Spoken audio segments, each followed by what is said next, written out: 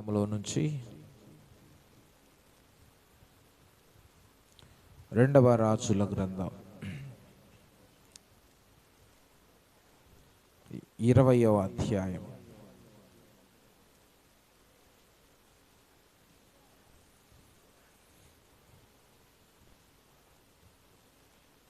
3వ వచనాన్ని మనం చదువు.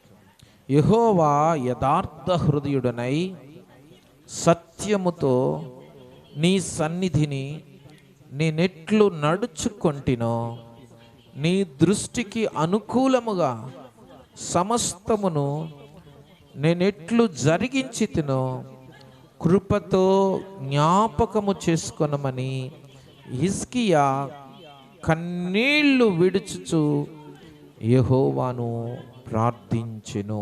దేవునికి మహిమ కలుగును గాక. గట్టిగా చెప్తాం హల్లెలూయా. చిన్న ప్రార్థన. ప్రేమగల తండ్రి, పరిశుద్ధ చదువుబడిన వాక్య భాగాన్ని మీరు దీవించి మీరు మాతో మాట్లాడండి. మా ప్రభువా, నీ మాటలు పరిశుద్ధమైన జీవం కలిగినవి.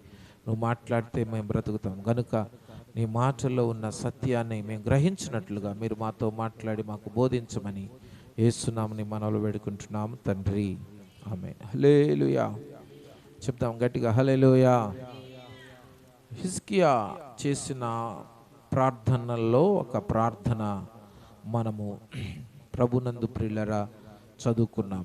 ప్రాముఖ్యంగా ఈ ప్రార్థన, అతడు తనకు మరణకరమైన రోగము సంభవించినప్పుడు దేవుడు అతని దగ్గరకు నువ్వు మరణమవుచున్నావు, నీ ఇల్లు చక్కబెట్టుకోమని ప్రవక్త అయిన యెషయా ద్వారా వర్తమానం పంపించినప్పుడు అతడు ఎప్పుడైతే ఆ మాట విన్నాడో వెంటనే అతడు ముఖమును గోడ తట్టు త్రిప్పుకొని ప్రార్థన చేశాడు. కన్నీళ్లు విడుచుతూ ఏం చేశాడంట? ప్రార్థన. గట్టిగా స్తోత్రం చెప్పుకుందాం హల్లెలూయా. కనుక ఈ సమయంలో దేవుని బిడ్డలమైన మనం ఆలోచన చేయాల్సిన విషయం ఏంటంటే, హిజ్కియా జీవితంలో ప్రభునందు ప్రియులరా మరి దేవుడు చేసిన కార్యాలు చాలా గొప్పవి. అలాంటి కార్యాలు దేవుడు మనందరి జీవితంలో చేయడానికి ఆయన శక్తివంతుడై ఉన్నాడు. దేవునికి స్తోత్రం. గట్టిగా చెప్దాం హల్లెలూయా. ఈరోజు మరి పెంతెకొస్తు ఆదివారం, ఈస్టర్ తర్వాత 50 రోజుల తర్వాత ఈ పేపర్లు అందరూ పంచిపెట్టినమా.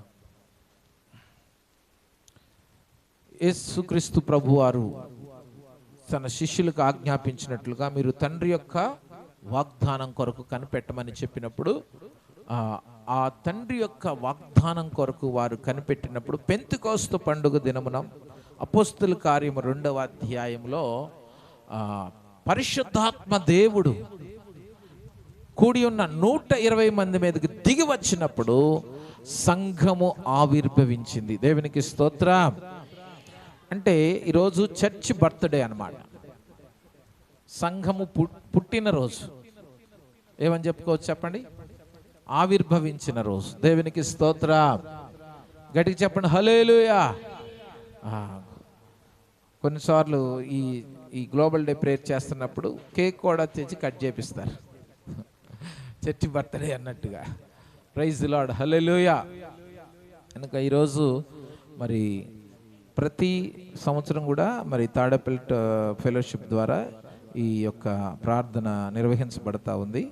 అలాగే విజయవాడలో ఆయా దేవరాజు గారి ఆధ్వర్యంలో అన్ని సంఘాలు, అన్ని నాయకులు కలిసి గుణదల బిషప్ గ్రాసీ స్కూల్లో, అలాగే ఆయా పట్టణాల్లో, చాలా పట్టణాల్లో ఈ ప్రపంచ ప్రార్థనా దినోత్సవం రోజున దేశం కొరకు కన్నీరు గార్చి ప్రార్థన చేయడానికి మరి ప్రభునందు ప్రియులరా ఆ రోజున దేవుడు ఇచ్చిన ఉజ్జీవం ఈ రోజుల్లో మరలా తిరిగి మనం చూడడానికి.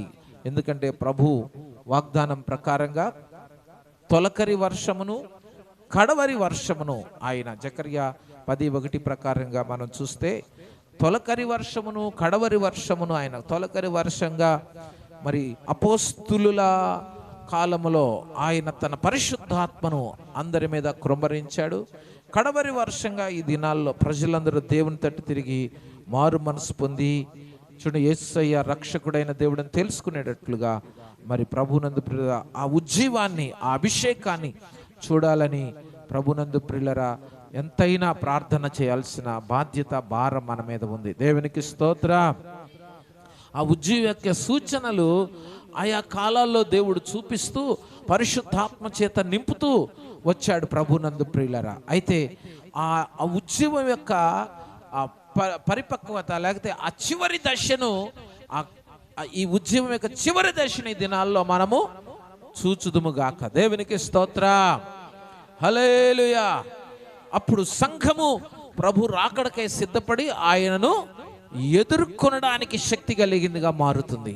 పరిశుద్ధాత్మ లేనిదే సంఘము పరిపూర్ణతలోనికి రాలేదు. కాబట్టి పరిశుద్ధాత్మతో ఈ దినముల్లో ప్రతి సంఘమును దేవుడు దర్శించినట్లుగా, ప్రతి విశ్వాసిని దేవుడు తన ఆత్మచేత అభిషేకించి దేవుని రాజ్యంకై రాకడకై సిద్ధపరచునట్లుగా మనందరము కన్నీటితో ప్రార్థన చేయాలి. కాబట్టి మరి ఈరోజు ప్రతి సంవత్సరం ముగ్గురోడ్లోనే మరి నిర్వహిస్తాం. అయితే వడ్డేశ్వరం ప్రాంతంలో అక్కడ కూడా చాలామంది సేవకులు ఉండడం వలన వడ్డేశ్వరంలో ఇది ప్రభునందు ప్రియులరా నిర్వహించడం జరుగుతుంది.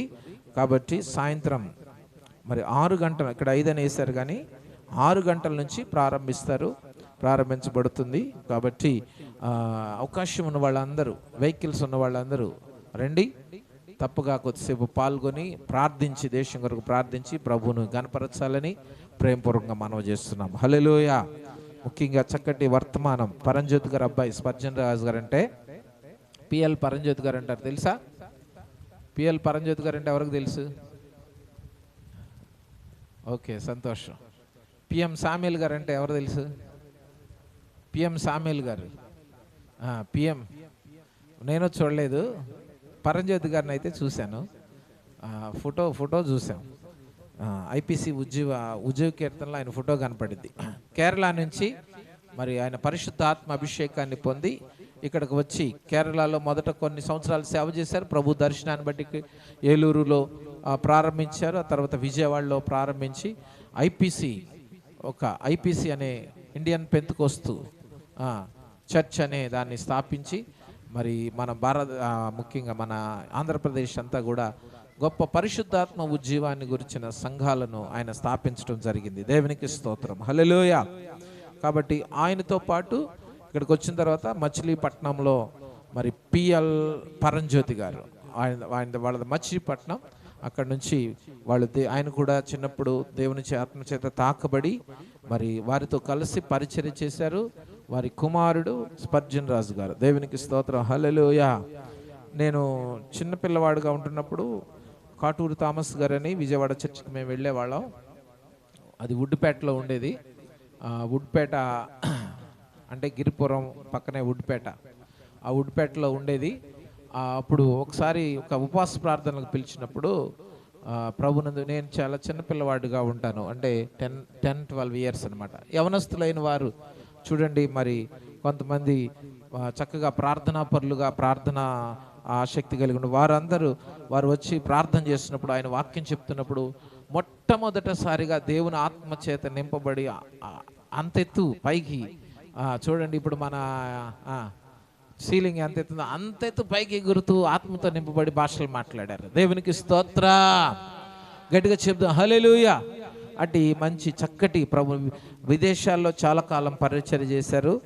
మరి తర్వాత మరి ఇక్కడ మన్నా గ్రూప్ ఆఫ్ వాటికి ఆయన చైర్మన్గా చూడండి, ప్రెసిడెంట్గా ఉన్నారు.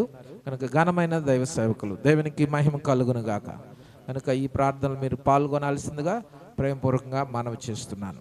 కనుక ఈనాడు మనం గమనించాల్సిన హిజ్కియా కాలంలో కూడా మనం ఏం చూస్తామంటే, ఈ 2 రాజుల 18వ అధ్యాయంలోకి మనం వస్తే ఒక గొప్ప ఉజ్జీవాన్ని హిజ్కియా కాలంలో మనం చూస్తాం.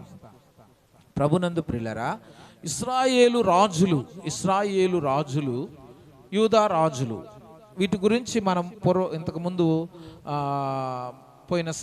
గడిచిన సంవత్సరాల్లో మనం నేర్చుకుంటూ వచ్చాం. కనుక ఎంతమంది ఇశ్రాయేల్ రాజులు ఉన్నారు, వారి పేర్లేంటి, ఎంతమంది యూదా రాజులు ఉన్నారు, వారి పేర్లేంటని మనం చెప్పుకుంటూ వచ్చాను మీకు చిన్న ప్రవక్తల గ్రంథాలు చెప్పేటప్పుడు. అయితే ఇశ్రాయేల్ రాజులు ఎంతమంది అంటే మొత్తం 19 మంది. ఎంతమంది చెప్పండి? యూదారాజులు 20 మంది. యూదారాజులు ఎంతమంది చెప్పండి? 20 మంది. దేవునికి స్తోత్రం. హల్లెలూయా, హల్లెలూయా. నైస్. అతల్యాతో 20, వీళ్ళు కూడా. ఓకే ఓకే, సంతోషం. Praise the lord. చక్కగా ఒక పెరుసక్కలాగా అందరూ గుర్తుపెట్టుకోవాలి. ఎప్పుడు తింటే అప్పుడు మర్చిపోయినట్టు మన మైండ్లో కొన్ని విషయాలు, దేవుని వాక్యాన్ని గురించి విషయాలు గుర్తు పెట్టుకుందాం. అట్టి గుర్తు జ్ఞాపకం దేవుడు మనకు అనుగ్రహించును గాక. హల్లెలూయా. చూడండి, ఇశ్రాయేలు రాజుల్లో దేవునికి ఇష్టంగా నడుచుకున్న వాళ్ళు ఒక్కళ్ళు కూడా మనకి కనపడరు. దేవుడు అంతమంది రాజుల్ని చేశాడు. దాదాపు 19-20 మంది రాజులు ఇశ్రాయేలీల్లో 500-600 సంవత్సరాలు పరిపాలన చేశారు. దాదాపు 600 సంవత్సరాలు అనుకుందాం. కానీ ఒక్కళ్ళు కూడా ఏం చేయలేదు, దేవునికి ఇష్టంగా అనుకూలంగా నడుచుకోకుండా ప్రజలందరినీ కూడా దేవునికి విరోధంగా నడిపించి, విగ్రహారాధన వైపు నడిపించి బాధ పెట్టారు. అయితే యూదారాజులను మనం చూసినప్పుడు వారిలో కూడా చాలామంది దేవునికి విరోధంగానే నడుచుకున్నారు. కానీ కొద్దిమంది ప్రాముఖ్యమైన రాజులు ఉన్నారు. ఆ రాజులు దేవునికి అనుకూలంగా, దేవుని ఎదుట దావీదు వలె యథార్థంగా నడుచుకున్న రాజులను కొద్దిమందినే మనం చూస్తాం. వారిలో ఒకళ్ళు చెప్పండి, దావీదు తర్వాత ఎవరున్నారు? యెహోషాపాతు. అంటే మొదట ఆసా వస్తాడు. ఆసా రాజు ఎవరు చెప్పండి? ఆసా. రెండవది యెహోషాపాతు ఎవరు చెప్పండి? యెహోషాపాతు. మూడవది ఉజ్జియా ఎవరు చెప్పండి? ఉజ్జియా. నాలుగవది చెప్పండి? హిజ్కియా. ఐదవది యోషియా ఎవరు చెప్పండి? ఈ 5 రాజులు దేవుని దృష్టిలో కాస్త భయభక్తులు కలిగి యథార్థంగా నడుచుకున్న వారుగా మనకు కనబడతారు. గట్టిగా స్తోత్రం చెప్దాం. అయితే ఈ రాజుల కాలంలో ఏం జరిగిందంటే, ప్రజలు ప్రభునందు ప్రియులరా దేవుని తట్టు తిరిగి దేవుణ్ణి ఆరాధించారు. ఎందుకంటే ఒక సామెత ఏముంది? యథా రాజ తదా ప్రజ. కాబట్టి రాజు ఎలాంటి వాడైతే ప్రజలు కూడా అలాంటి వాళ్ళే. ఎందుకంటే రాజు చెప్పింది వీళ్ళు చేయాల్సిందే, వినాల్సిందే. చూడండి, రాజు యెరోబాము అనేవాడు ఏం చేశాడంటే, ఈ ఇశ్రాయేలు రాజుల్లో మొదటి రాజు అయిన యెరోబాము, అంతకుముందు కూడా పోయిన వారం కూడా మనం చెప్పుకున్నాం, అతడు 2 బంగారు దూడలను నిలిపిటి, ఒకటి దానిలోను, ఇంకొకటి ఎక్కడ? బేతేల్లో. ఈ 2 చోట్ల తర్వాత మరలా షోమ్రోనుకి తీసుకొచ్చినట్లుగా మనం చూస్తాం.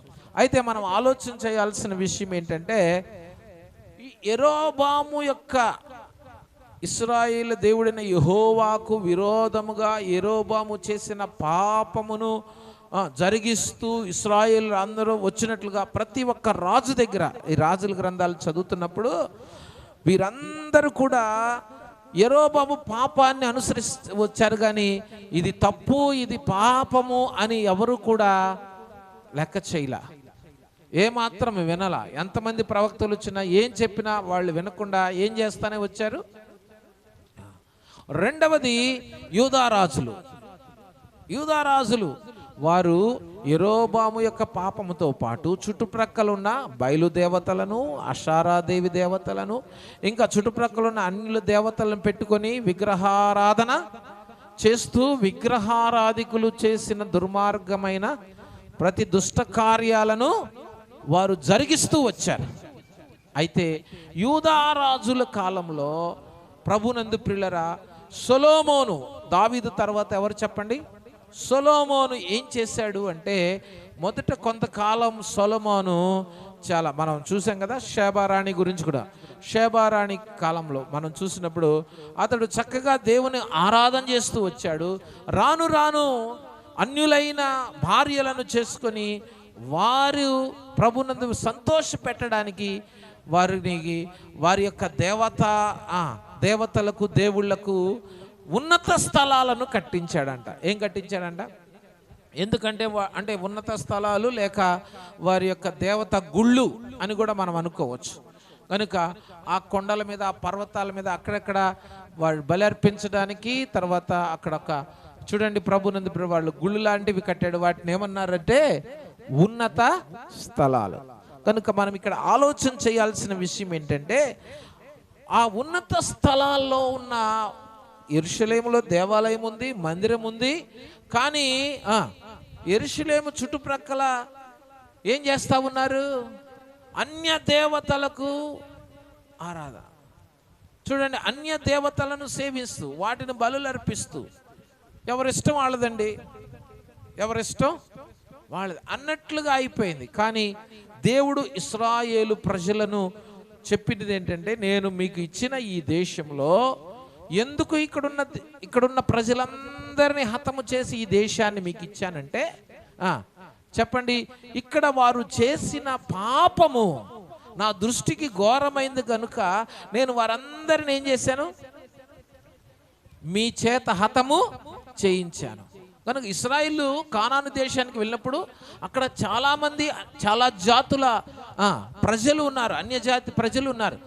దేవుడు ఇశ్రాయేలుని అక్కడ ఉంచడానికి ఏం చేశాడంటే వాళ్ళందరినీ సంహరించి వేసిమని ఉన్నాడు. వాళ్ళందరినీ జయిస్తూ, వాళ్ళందరినీ సంహరించి, వాళ్ళందరినీ ఆ రాజ్యాలను ఓడించి ఇశ్రాయేలీలకు ఆయన ధర్మశాస్త్రమును బట్టి నేను తప్ప వేరొక దేవుడు మీకు ఉండకూడదని చెప్పిన దాన్ని బట్టి ఆ దేశాన్ని వారికి ఇచ్చాడు. దేవునికి స్తోత్రం చెప్దాం.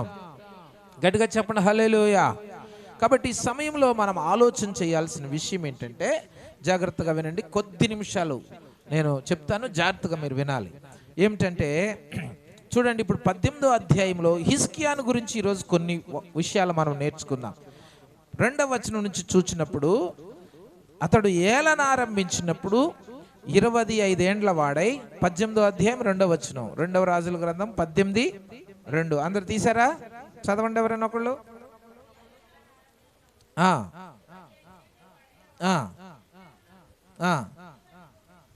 ఏలెను అతని తల్లి జకర్యా, ఆమెకు అబి లేక అబియా. మరి దినవృత్తాంతాల గ్రంథంలో మనం చూస్తే 29వ అధ్యాయం, 2వ దినవృత్తాంతాలు 29వ అధ్యాయంలో కూడా మనకి హిజ్కియాను గురించిన విషయాలు మనం చూస్తాం. అక్కడ అబియా అని ఉంది. అబియా అంటే యెహోవాయే నాకు తండ్రి అని అర్థం. ఏంటి చెప్పండి అర్థం? యెహోవాయే నాకు తండ్రి. కనుక ఇక్కడ మనం ఎందుకు తల్లి పేరు వ్రాసారు?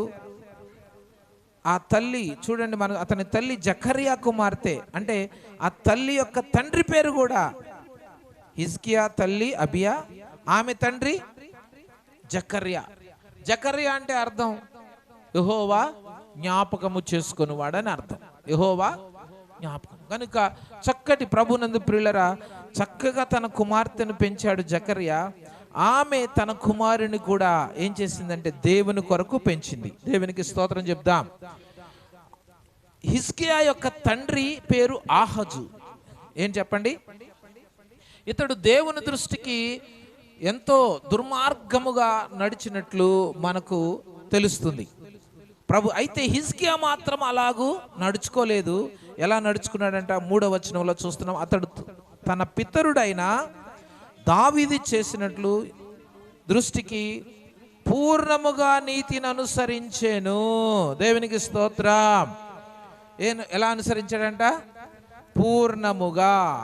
ప్రభునందు ప్రియులరా, హిజ్కియాను మనం చూసినప్పుడు అతడు 25 ఏండ్లకు రాజయ్యాడు. అతని తల్లి అతనిని చక్కగా దైవభక్తిలో పెంచింది. తండ్రి పనికి మాలిన వాడే, దేవుని మాట వినని వాడే. కానీ చూడండి ప్రభునందు ప్రియులరా, ఇతని కాలంలో మనం ఆలోచన చేయాల్సిన ప్రాముఖ్యమైన విషయం ఏంటంటే, ప్రభునందు ప్రియులరా చూడండి, చక్కగా హిజ్కియా మాత్రం దైవభక్తి గలవాడుగా, భక్తి నేర్చుకున్నవాడుగా మనకు కనబడుతున్నాడు.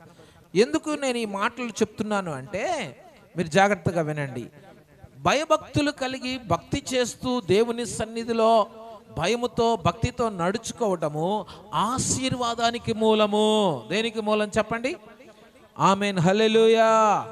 గట్టిగా చెప్పండి, హల్లెలూయా. మన బిడ్డలు ఆశీర్వదించబడాలంటే, వారు వర్ధిల్లి వృద్ధిలోనికి రావాలంటే మనము వారికి ఏమి నేర్పించాలి చెప్పండి? ఏమి నేర్పించాలి అమ్మా? ఇప్పుడు మనము దేనికోసం పోటీ పడుతున్నామో చెప్పనా? నేను మా పిల్లలు బాగా చదువుకోవాలి, మంచి ఉద్యోగాలు చేయాలి, దానికోసం అయితే పోటీ పడాల్సిందే.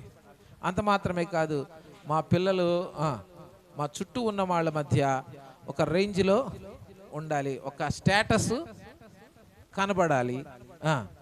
చూసారా, పలానోళ్ళ పిల్లలంటే ఎట్లా ఉండాలి చూసారా? మేము కానీ మా పిల్లలు కానీ ఎలా ఉండాలి? ఒక రేంజ్లో ఉండాలి అనే దానికోసం పోటీ పడుతున్నారు తప్ప,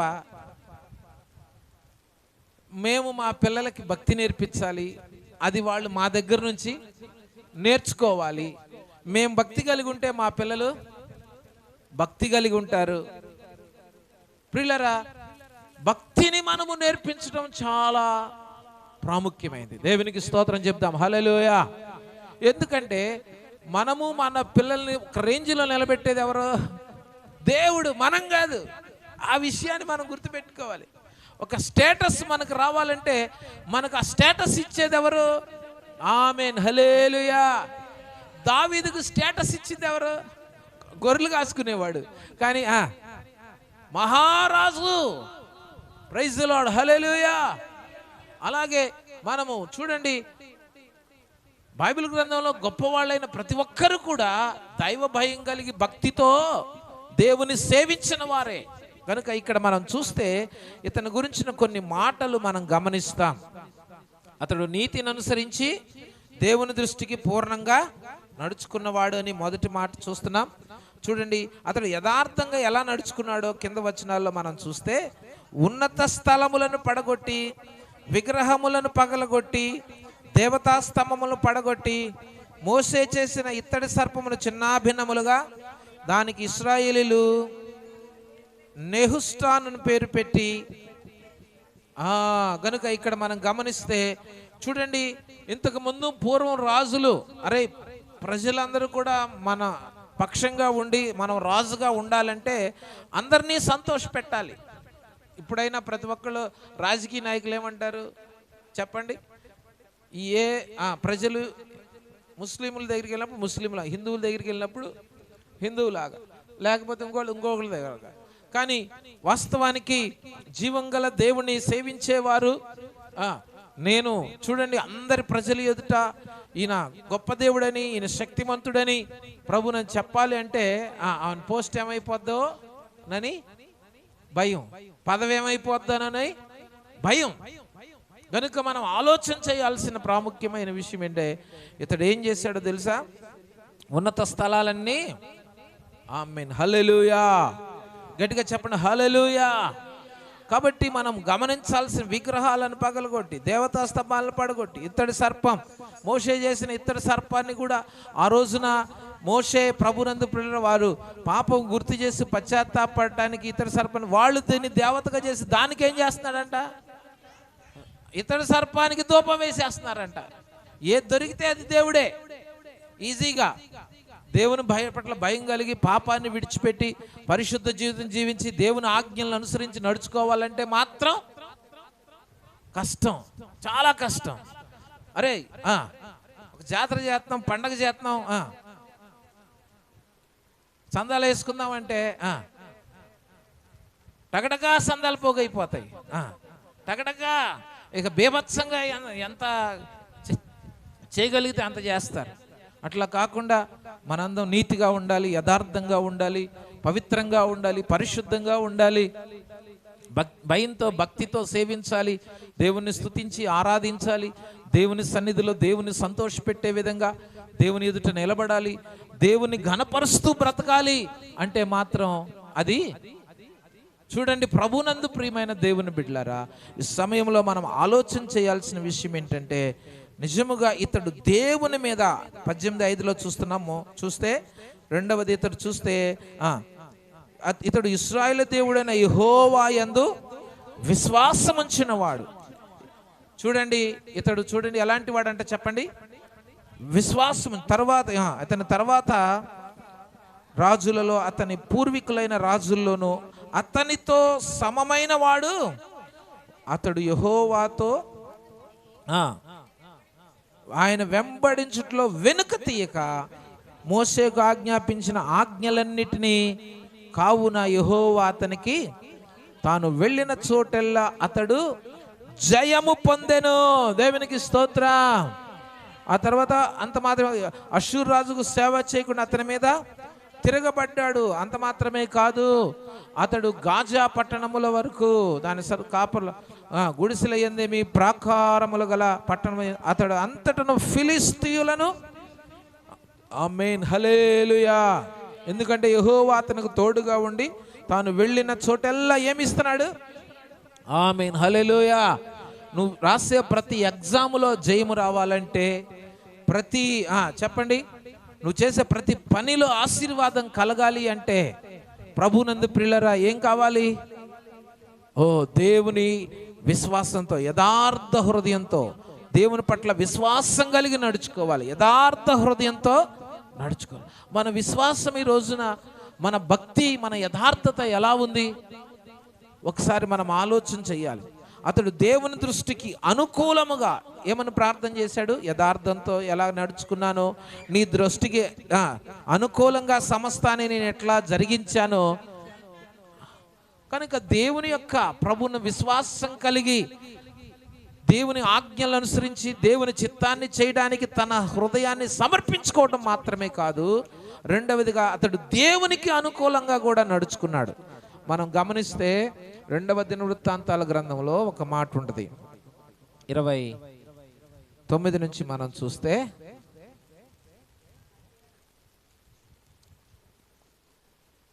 29 నుంచి 2వ వచనం. అతడు తన పితరుడకు దావీదు చర్య అంతటి ప్రకారము ప్రవర్తించెను. అతడు తన ఏలుబడి యందు మొదటి నెలను తెరచి వాటిని బాగు చేసి, ఆమేన్ హల్లెలూయా. చూడండి, మందిరపు తలుపులను ఏం చేశాడు చెప్పండి? నిషిద్ధమైనవన్నింటినీ బయటికి తెప్పించి శుభ్రంగా చక్కగా చేసి మరలా దేవుని మందిరంలో ఏం చేయాలి? అంతకుముందు దేవుని మందిరంలోనే విగ్రహాలను కట్టించి వాటికి బలులు అర్పిస్తూ దేవుని మందిరాన్ని అపవిత్రపరిచారండి. చాలా భయంకరమైన కార్యాలు చేశారు. అందుకని చూడండి, వాళ్ళంట 7 దినములు దేవుని మందిరమును పరిశుద్ధపరిచినట్లుగా వ్రాయబడింది. దేవునికి స్తోత్రం. గట్టిగా చెప్పండి హల్లెలూయా. 17వ వచనం. మొదటి నెల మొదటి దినమున వారు ప్రతిష్ఠ చేయ 8వ దినమున యెహోవా మంటపం వచ్చింది. ఈ ప్రకారం వారు 8 దినములు యెహోవా మందిరమును, ఆమేన్ హల్లెలూయా. కనుక తమ్మును తాము ప్రతిష్ఠించుకొని దేవుని మందిరాన్ని ప్రతిష్ఠించి ప్రభునందు ప్రియులారా చూడండి, వారు అలాగున ప్రతిష్ఠ చేయబడినట్లుగా మనము చూస్తున్నాం. అప్పుడు దేవుని మందిరానికి హిజ్కియా వెళ్ళి బలులు అర్పించినట్లుగా మనకు కనబడుతుంది. 31వ వచనం దగ్గర నుంచి మనం కిందకి చూస్తే వాళ్ళు ప్రభుని దేవుని సన్నిధిలో చూడండి అద్భుతమైన మాటలు మనం ఇక్కడ చూస్తాము.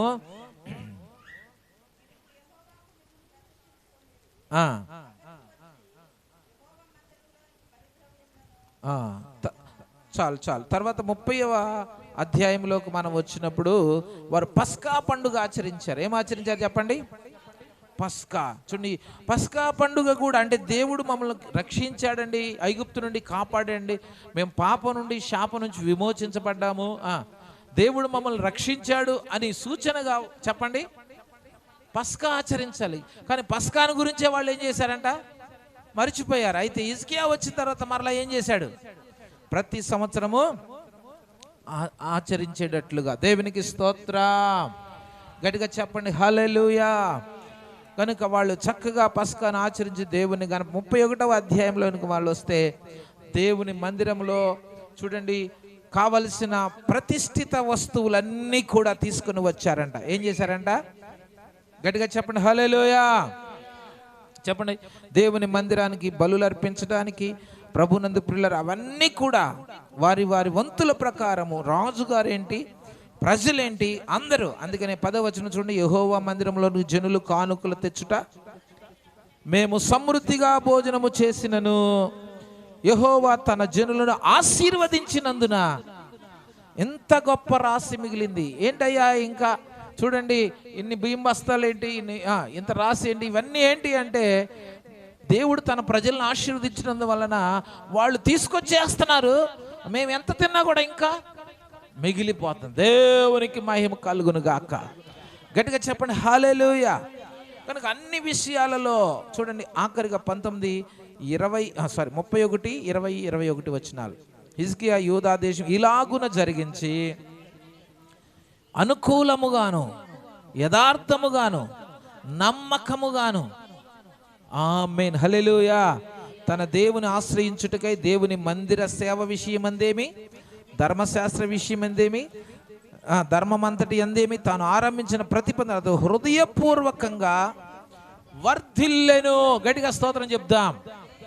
చూడండి, దేవుని ఎదుట ఆయన ఆజ్ఞలను అనుసరించట్లోను, అలాగే ప్రభున ప్రజలందరూ దేవుని పట్ల భయభక్తులు సేవించడం, ఆయనకు అనుకూలముగా నడుచుకోవటంలోను చూడండి ఎంతో శ్రద్ధ వహించి ఆ ప్రకారంగా జరిగించి ఏం చేశాడంట? వర్ధిల్లెను. హల్లెలూయా. యథార్థంగా నడుచుకున్నప్పుడు దేవుడు ఏమి ఇచ్చాడు? అతనికి జయమిచ్చాడు.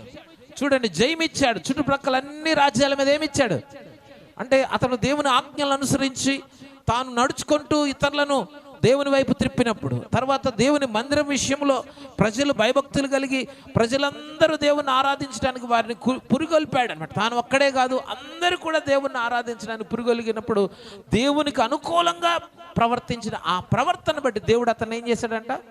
వర్ధిల్ల చేశాడు. దేవునికి స్తోత్రం. చూడండి, మీ ఇంట్లో మీ ఆశీర్వాదానికి, మీ కుటుంబ దీవెనకు ఇవి కీ పాయింట్స్ అన్నమాట. కీ పాయింట్స్, తాళపు చెవులు.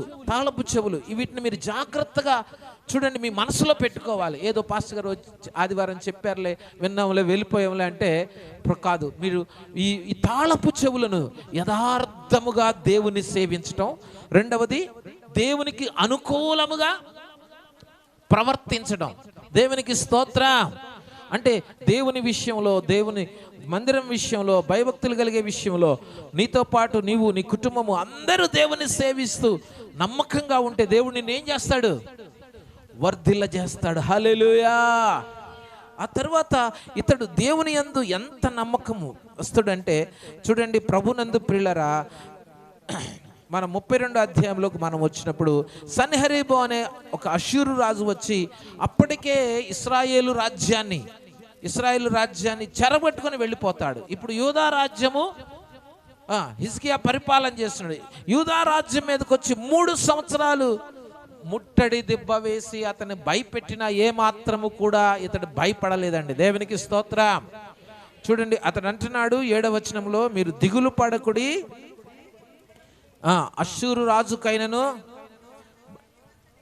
భయపడద్దు. ప్రపంచంలో చుట్టుప్రక్కల అందరినీ జయించి వీళ్ళ మీదకి వచ్చాడండి. కానీ ఇది చిన్న దేశమే. కానీ ఈ రాజు ఏమన్నాడో తెలుసా? పక్కనున్న ఇశ్రాయేలు కూడా విగ్రహాలు వాళ్ళ ఇష్టానుసారంగా చేసి దేవుని శాపాన్ని బట్టి వాళ్ళు కూడా చెరగొని తీసుకెళ్ళిపోయాడు. వాళ్ళ మీద కూడా జయం వచ్చేసింది. కానీ ఇక్కడ యూదా రాజు యథార్థంగా నడుచుకోవటం వలన చూడండి, అందరికీ ప్రభు కీడు వచ్చిన, అందరినీ అష్షూరు రాజు జయించిన, మరి ప్రభునందు ప్రియులారా చూడండి, యూదా రాజ్యం మీద మాత్రం అతడు ఏం పొందాలి చెప్పండి? ఇతడు ఏం చేశాడు అంటే మనం చూస్తే దేవుని మందిరంలోకి వచ్చి మనము 2వ రాజుల గ్రంథంలో మనం ఆ మాట చదువుతాం.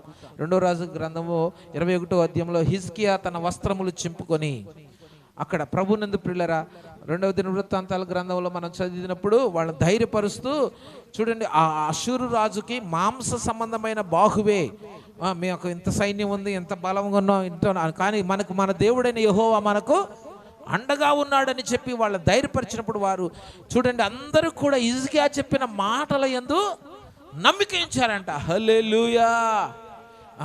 చూడండి, ఏంటి రాజా నీకేమైనా మతిపోయిందా? అసలు ఎంతమంది సైన్యం ఉన్నారు, ఎలాంటి ఆయుధాలు ఉన్నాయి, ఎలాంటి వాళ్ళు యుద్ధ వీరులు, చుట్టుపక్కల అన్ని రాజ్యాలను జయించేశారు, లింగలింగమంటే మనది ఒకటే ఉంది, మనం జయించడం పెద్ద కష్టమేమి కాదు, కాబట్టి వాళ్ళకి మనం లోబడిపోదాం. వాళ్ళు కూడా ఏమన్నారు, మేము నాశనం చేయ, మీరు లోబడిపోండి, ఈ రాజ్యం కూడా మాదే అనిపించుకుంటాం, జస్ట్ చాలు అంటే ఆ పని చేద్దామంటే కాదు, మనం వాళ్ళకు లోబడితే మనం మరలా ఏం చేయాలి, వాళ్ళ దేవతలన్నిటికీ కాబట్టి మనం దేవుడిని నమ్ముకుందాం, దేవుడే మనకేం చేస్తాడు అని నిలబడ్డాడండి. దేవునికి స్తోత్రం.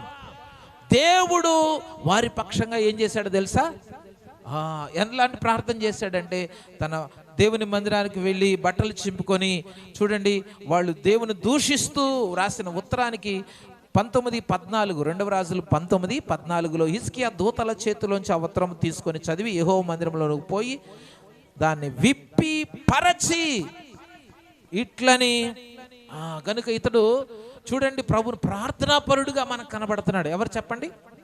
హిజ్కియా. ఎవరు? ప్రార్థన. కనుక మనం ఏం చేయాలి? ఏ పరిస్థితి వచ్చినా దేవుణ్ణి నమ్ముకొని ఆయనకి ఏం చేయాలి చెప్పండి? ప్రార్థన చేయాలి, ఉపవాసం ఉండాలి, కన్నీరు గార్చాలి. నేను కాదులే మా ఆవిడ ఉంటుందిలే ఉపవాసం, నేను కాదులే మా ఆవిడ ప్రార్థన చేసేదిలే. చూడండి ఇక్కడ మనం చూస్తే ఎవరు ప్రార్థన చేస్తే వాళ్ళకి దీవెన, ఆ ప్రార్థన దేవుడు వింటాడు. కుటుంబ యజమాని ప్రార్థన చేస్తే ఆ కుటుంబానికి ఆశీర్వాదం. దేవునికి స్తోత్రం. హల్లెలూయా. కనుక మనం గమనించాల్సిన విషయం ఏంటంటే, ప్రభునందు ప్రియులారా, ఆ రాజ్యానికి రాజు కదా, ప్రవక్తను ప్రార్థన చేయమన్నాడు యెషయాని. తర్వాత తాను కూడా ఇక్కడ ఏం చేస్తున్నాడు, ఆయన ప్రార్థన చేయమన్నాగా చేస్తున్నారులే అని ఊరుకున్నాడా? కనుక మనం ఆలోచన, మనమైతే వాళ్ళు చేస్తున్నారులే, పాస్టర్ గారు చెప్పాం ఆయన చేస్తున్నాడులే అని కూర్చుంటాం. కానీ ఇక్కడ ఏం చేశారు చెప్పండి? ఆమేన్. హల్లెలూయా, హల్లెలూయా. వెంటనే ప్రవక్త ద్వారా జవాబు వచ్చింది, నువ్వు అసలు యుద్ధం చేయ అవసరం లేదు, దేవుడే చూసుకుంటున్నాడు, నీ ప్రార్థన దేవుడు విన్నాడు, నువ్వేం భయపడబాకు రాజు అన్నాడు. ఆ రోజు రాత్రే దేవుని దూత వెళ్ళి అష్షూరు సైన్యంలో 180,000 మందిని తెల్లారు చూసేపాటికి చచ్చిపడిపోయారు. ఏం జరిగిందో ఏమైంది ఎవరికి తెలియదు. ఆమేన్. హల్లెలూయా. ఈ పరిస్థితి చూసి 180,000 మంది చచ్చిపోయేపాటికి రాజుగారు తోక ముడుచుకొని మెల్లగా వెళితే అక్కడ అతని కుమారులు అతన్ని ఏం చేశారంట? చూసారా, దేవుడు నీ పక్షంగా ఎంత విజయం ఇస్తాడో. హల్లెలూయా చెప్పండి. హల్లెలూయా. నువ్వు చిందులే అవసరంలా, నువ్వు కంగారు పడ అవసరంలా, నువ్వు అయ్యో అటు ఇటు గంతులేసి అయ్యో నన్ను చూడండి నువ్వు ఎంతమంది వచ్చేసారు, ఇప్పుడు ఏం చేయాలి, నువ్వేం భయపడదు. చూడండి రాజుగారు హిజ్కియా, మీరు భయపడద్దు, ధైర్యంగా ఉండండి, దేవుడు మాంస సంబంధమైన బాహువే వాళ్ళకి అండ, కానీ మన దేవుడు మనకు అండ. దేవునికి స్తోత్రం. అతను అంటాడు సైన్యాన్ని పంపించి, నువ్వెంత, నీ దేవుడు ఎంత, నువ్వు దేవుడిని నమ్ముకున్నావే, ఐగుప్తు రాజు ఏమైనా సహాయం చేస్తాడు, నీ దేవుడు నిన్న సహాయం చేస్తాడు. దేవుడిని దూషించాడండి. దేవుని సన్నిధి చూడండి, హిజ్కియా రాజు వచ్చి దేవుని పాదాలు పట్టుకుని ప్రార్థన చేస్తే దేవుడు అతనికి ఎన్నో ఆశీర్వాదాలు ఇచ్చాడు. మీరు ఇంటికి వెళ్ళి నాకు చదువుకోండి, 28 నుంచి కింద వరకు చదివితే దేవుడు ఎన్ని ఆశీర్వాదాలు ఇచ్చాడో, ఎన్ని వాగ్దానాలు ఇచ్చాడో మీరు చూస్తే. ఆఖరిగా మనం చూస్తే హిజ్కియాకు మరణకరమైన రోగం వచ్చిన అతడు కన్నీళ్లు తీసి ప్రార్థన చేసినప్పుడు ఎంతకాలం ఆయుష్ ఇచ్చాడండి? 15 సంవత్సరాల ఆయుష్. హల్లెలూయా. చూడండి, అతడు చేసిన ప్రార్థన దేవుడు ఆలకించి, నువ్వు చనిపోబోతున్నావని వెళుతూ చెప్పి వెళ్ళిపోతున్న నడిమిషాలకి యెషయా ప్రవక్త వెళ్ళగానే వెంటనే దేవుడు అతనితో మాట్లాడి మరలా వెనక్కి, అంటే ఆ ప్రార్థనకి వెంటనే ఏమొచ్చింది? ఆమేన్. హల్లెలూయా చెప్పండి. హల్లెలూయా. కనుక ప్రియులరా, సమయంలో మనం గమనించాల్సిన విషయం ఏంటంటే, దేవుడు మనను ప్రతి కీడు నుంచి తప్పించి, శాపం నుంచి విడిపించి, మనము మన కుటుంబాలు వర్ధిల్లి అభివృద్ధి పొందాలంటే ప్రతి శాపానికి, పాపానికి మనం దూరంగా ఉండాలండి. లోకం అనుసరిస్తున్న పోకడలను మనము చూడండి, విగ్రహారాధనలను ఆ ఉన్నత స్థలాలను పడగొట్టినట్లుగా పడగొట్టేసేయాలన్నమాట. ఏమాత్రం వాటితో రాజీ పట్టడానికి వీల్లేదు. నువ్వు ఒక పవిత్రమైన దేవుని కొరకు నమ్మకమైన జీవితం జీవించాలి.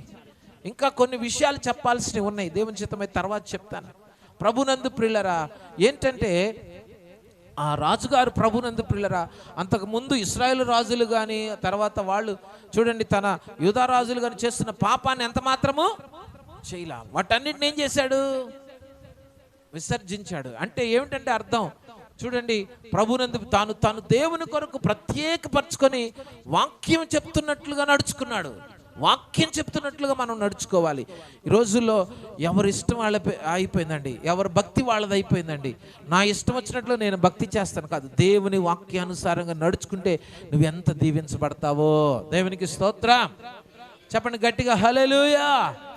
కనుక ఈ సమయంలో దేవుని బిడ్డలమైన మనం అందరం కూడా ఆలోచన చేయాల్సిన విషయం ఏంటంటే, హిజ్కియా లాగా నీ కుటుంబం వర్ధిల్లునుగాక, నీవు ప్రతి విషయంలో జయము పొందుదువుగాక, ఏ శత్రువు కీడు నీ మీదకి వచ్చినా యేసు నామములో అది నాశనమవును గాక, ఏ వ్యాధి బలహీనతలైనా యేసు నామములో ప్రార్థించగానే అవి నిన్ను విడిచిపోవును గాక, దేవుని ఆశీర్వాదము నీ కుటుంబము పొందును గాక.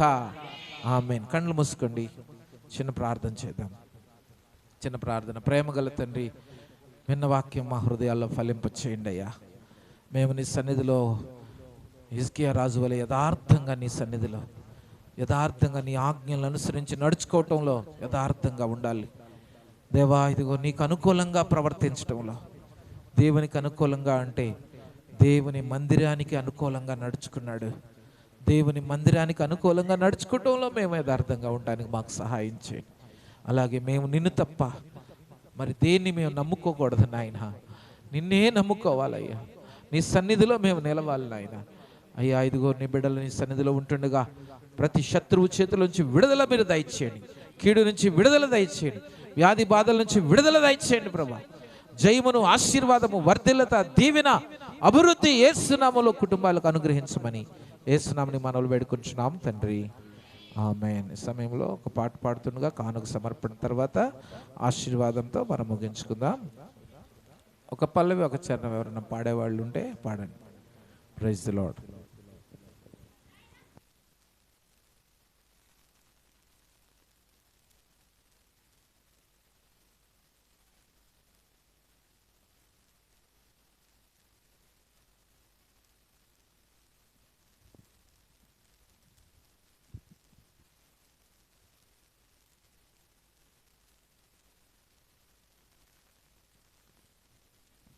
హల్లెలూయా, హల్లెలూయా. కృపాక్షేమము నీ శాశ్వత జీవము, నా జీవిత కాలమంతయు నీవు దయచేయువాడవు. మహోన్నతమైన నీ ఉపకారములు తలచుచు అనుక్షణము